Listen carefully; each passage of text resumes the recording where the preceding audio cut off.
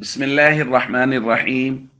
عن أنس رضي الله تعالى عنه قال قال رسول الله صلى الله تعالى عليه وسلم تسحروا فإن في السحور بركة رواہ البخاری۔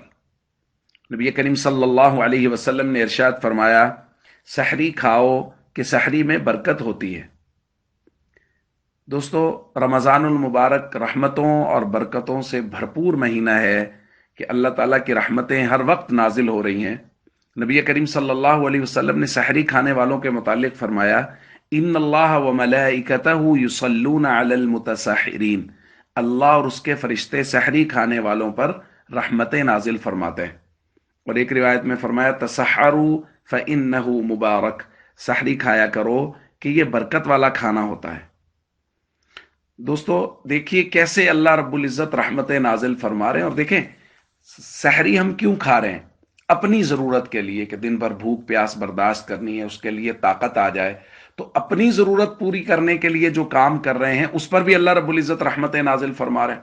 اور سحری کے وقت دعائیں قبول ہو رہی ہیں، رحمتیں نازل ہو رہی ہیں، افطار کے وقت دعائیں قبول ہو رہی ہیں، رحمتیں نازل ہو رہی ہیں، تراویح کے وقت رحمتیں نازل ہو رہی ہیں۔ تو یہ رحمتوں کا مہینہ ہے، برکتوں کا مہینہ ہے۔